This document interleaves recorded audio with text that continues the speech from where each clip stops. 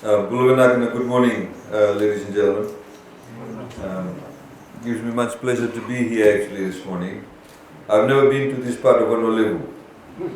And in fact, when they told me that we're going to Lutukina, I in fact did not realize that we had to climb up to a couple of mountains to get here and come into this valley. So it gives me much pleasure. You'll have to excuse me because I'm not very used to drinking the Honolulu Yangona. Is quite strong for me. If I'm a bit slow, excuse me. I'd like to, of course, acknowledge the head of the school, the assistant minister, the chair of the school committee, the students, of course, and all the parents who are here, and the various government officials. I do not intend to make a long speech, but as the head of school did mention, for us, the whole idea of when our Prime Minister talks about empowering all Fijians, it means that as a government, we need to focus on areas that affects people's day-to-day lives.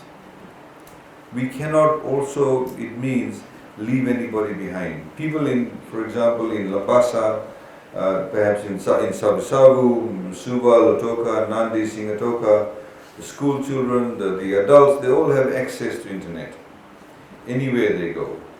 They have access to Walesi television.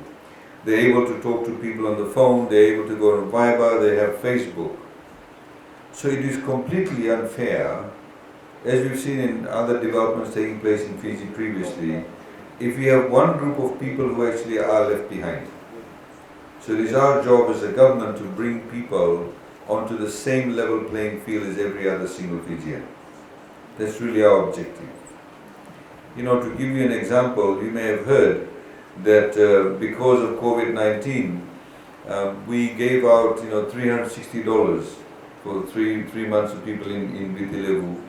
We gave out $50. All those monies, in fact, people applied on the phone.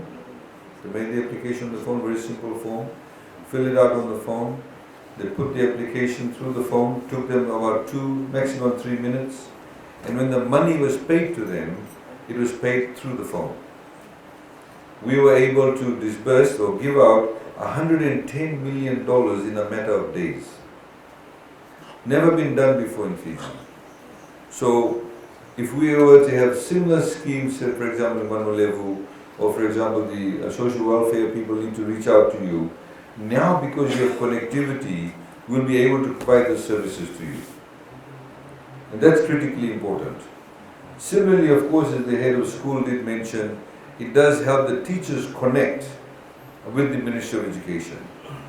I remember a few years ago we had asked the Minister of Education that each of the teachers must have their own email account. So the Minister of Education can communicate with them directly. The Minister can communicate with them directly. The Permanent Secretary can communicate with them directly. But of course, if teachers are in schools where there is no connectivity, they cannot contact them directly. So now it empowers the teachers, it connects the teachers. Similarly, as the head of school did mention, is that the school curriculum, they don't have to go off physically to Lambasa and various other places.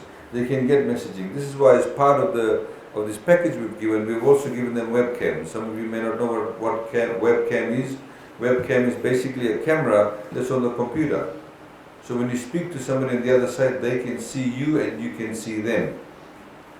That's what webcam does. It can also be used by the students. We don't want the students in Lutukina to be any different to students who are, for example, in Lambasa. We want them to have the same access to technology. Because if we do give them that, they will also feel inspired. They will also want to come to school. And that's very important. For you as parents, it's very important that your child is interested in getting educated.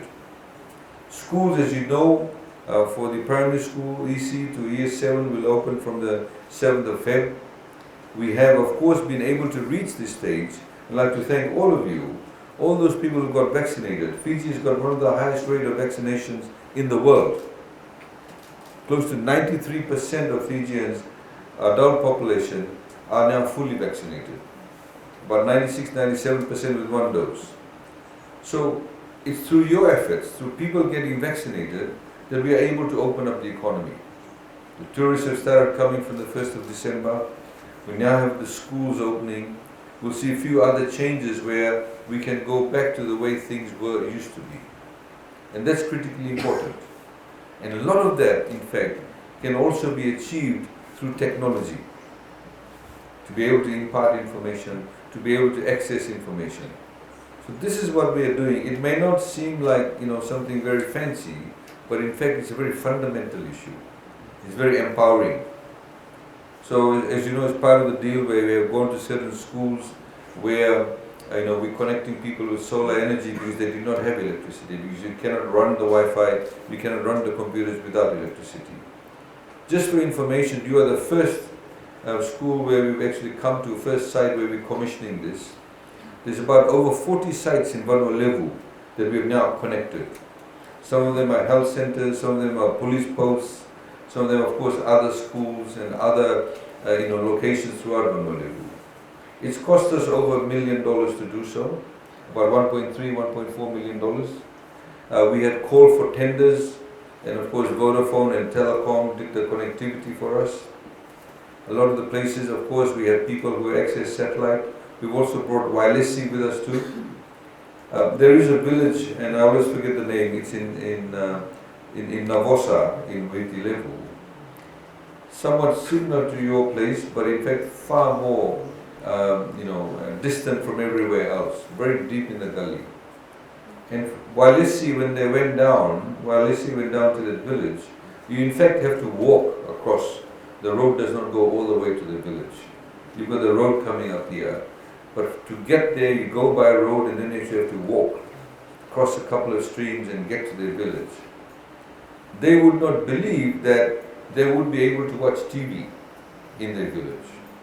Because Walesi used satellite also.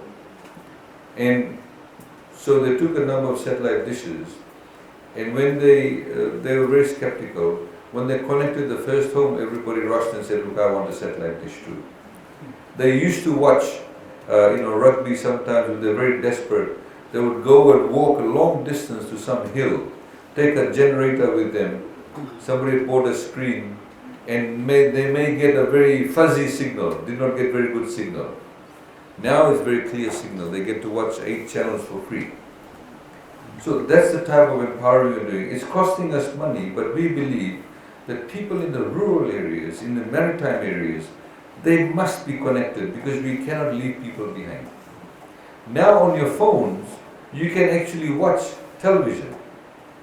We call what we call OTT technology. You can actually watch television, the free-to-air television, on your phones. So what we've done also with this school, we Wi-Fi'd it. Wi-Fi'd meaning that outside the school area, you can also catch the signal. So the families, the adults who want to get connectivity, if they come to the school compound, you'll be able to get connected.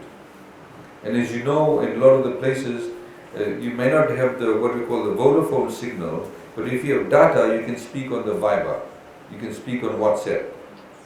So that's what we've done, ladies and gentlemen. And we'd like you to, in particular to the children and the students, please make good use of it.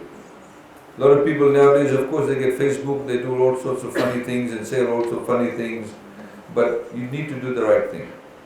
We've done this for you, and we believe it's a very good investment. It will empower your children, it will make them better educated, you have access to information, and with that, of course, we will move together and forward as a nation.